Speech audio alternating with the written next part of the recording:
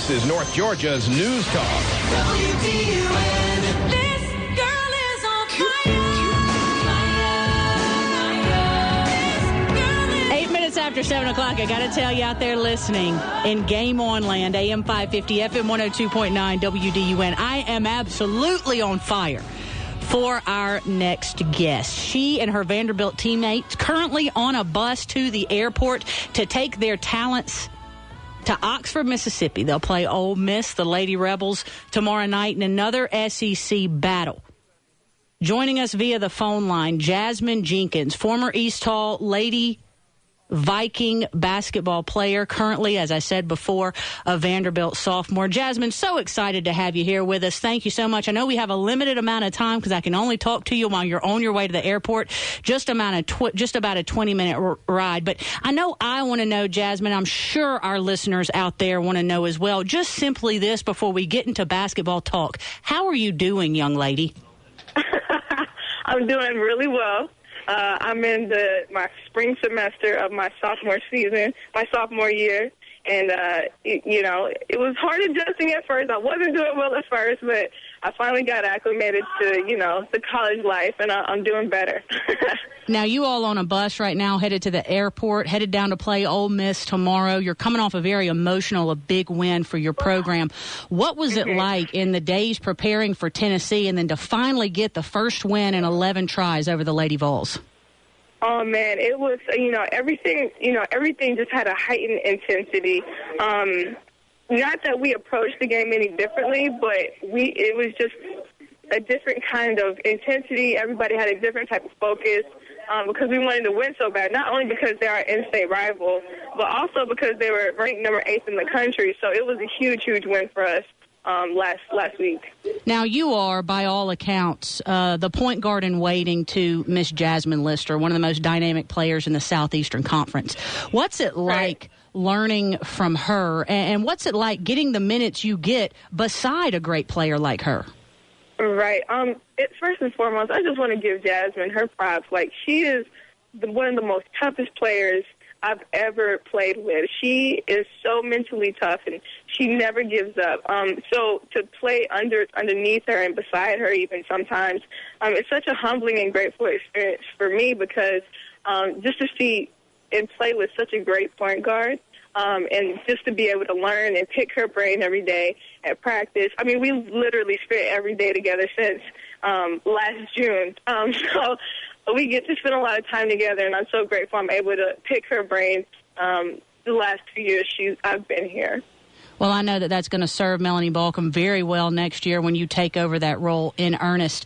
I made mention after watching the game against Tennessee that you all played a couple of days ago that it's very different to watch you play now as opposed to high school. In high school, you were looked to be the scorer. You were looked to be the woman. And now you really let the game come to you, and you've really taken on more of a role of a defensive stopper. So what was that adjustment like for you, going from being, the all-star scorer in high school to now being looked to really just play a role?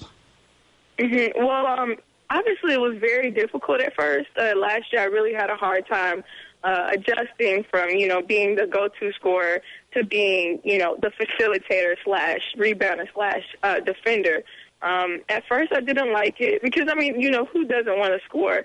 But at the end of the day, I finally matured and realized that it's not about what you want anymore. We're a family. And you have to do what you have to do to put your teammates and yourself in the best position to succeed. And if a defender is what the team needs, then a defender is what I'll have to be. Well, I tell you what, you look real pretty doing it out there on the court. You're a fun player to watch for Vanderbilt. I might be a little biased, but you're a fun player to watch. Now, a lot of times when teams are coming off emotional victories like you all had against the University of Tennessee, there can be a bit of a letdown. What has preparation been like for tomorrow's matchup against Ole Miss? And has there been a letdown for your team in practice at all? Actually, we haven't skipped a beat. After the South Carolina loss at South Carolina, everybody decided that, whether it's a good win or a bad loss, we have to just move on to the next play or to the next game. We can't really harp on, good or bad things because we're only 4 games into the SEC. And as you know, the SEC is really competitive. Anybody can lose on any given night. So you can't really get too high or too low. You just have to stay really steady and maintain your focus and approach to the game. All right, Vanderbilt demanding academically. We're going to move off the court here briefly. Demanding academically is the school you are attending. You're clearly a very smart young lady, but how's school going? And talk about the difference. What's the difference like going from East Hall to Vanderbilt? Okay, well, I'm not going to lie to you guys. My first semester at Vandy, it was kind of questionable, okay? It was really questionable just because of, you have class from 8 to 12, and then you have practice from, 1 to 6:30 or 7, and then from, 8:30 to 9:30, you have study hall. So adjusting to that schedule in itself was really difficult. I will say that Vandy is a very tough school as far as academics, but they also give you the resources you need. So if you needed a tutor or, a writing tutor, they have all the resources you need. You just have to go outside of your comfort zone and take advantage of it. But, yeah, it was really tough adjusting to that, especially just having to see, this is chemistry and engineering, and maybe I won't do that, So, but yeah, it's been tough adjusting. I cannot tell a lie, from East Hall especially. Well, I got to say, I appreciate your honesty. If I am the only one that appreciates it, I do. I asked this of Sterling Bailey, a former classmate of yours and now a starting defensive end for the University of Georgia. I'm going to ask it of you, too. A lot of young ladies out there, Jasmine, look up to you. What is your message to them, to those who want to fulfill a dream later in life, to play at an SEC school, an ACC school, a top-tier Division I school? What's your message to them? How can they get there? My message to them would just be believe in yourself, have confidence in yourself. Sometimes you have to give up the things you want for the things you need. So an example of that would be, sometimes you can't always go out on Friday night. Maybe you should need to be in the gym. If you work tirelessly for what you really, really, really, really, really, really want, you can achieve it. Nothing is unattainable. And I think that would be my message to them. Always believe in yourself and never sell yourself short. Fantastic advice. Hey, finally, quickly, what was it like going up against Drea this past Tuesday? I'm sorry, go ahead. What was it like going up against Drea? Oh, it was it was like old times. Obviously I didn't score 30 on it this time, but but it was just like old times. It was really good to see her out there healthy and giving her team good minutes. That's fantastic. Jasmine, I appreciate you. I hope you all have a safe flight. I hope you play well against Ole Miss, come out of there with another win. I look forward to getting to catch up with you real soon. Appreciate you. Definitely. Thank you, Katie. What a wonderful young lady. Sure do appreciate her time tonight. And by Drea, you all know that I'm talking about former Buford star Andrea Carter. I believe they played Monday night, though. I'm getting my days mixed up a little bit. Last night... What game was on? Oh, it was guys' games last night. Well, also, you notice she didn't correct you when you said that, so no. Even they may have no idea. Right, she probably doesn't have any idea. They don't need to know what day it is. So Brian sent me a message. We have a way in the WDUN studio at Jacobs Media on Thompson Bridge Road in beautiful Gainesville. We have a way of communicating with each other where we don't have to use our voice, because obviously I'm in the middle of an interview, and, well, that's how it is. So it's, like a chat. You remember the old chat rooms and stuff? But we have a chat, right? So he sends me a message. He's like, that's the quietest bus I've ever heard. And it made me think of this. When I was in college, because he's absolutely right. You couldn't hear. She was on a bus, folks. She was on a bus going like to an airport. Chartered individual buses for every player. Yeah, it's crazy. It was a chartered bus. I assume it was a chartered bus, but a bus. Vanderbilt's not driving big cheeses around going to the airport. But, so I assume it was a chartered bus. So quiet, though. You couldn't hear anything, right? Except her laughing. She's got a great laugh. But it made me think of this story. You know how you'll go into a big box grocery store or like a Walmart, Target place like that? I inevitably pick out the cart that's got the rickety wheel. So as you're pushing it around, and you don't realize it has the rickety wheel until you're so far away from all the carts that you're like, forget it. I'll just take the rickety wheel cart. And so it's going the whole time you're shot. The whole time you're shot. It drives you crazy. You can't wait to get out of there. It actually keeps me from overspending.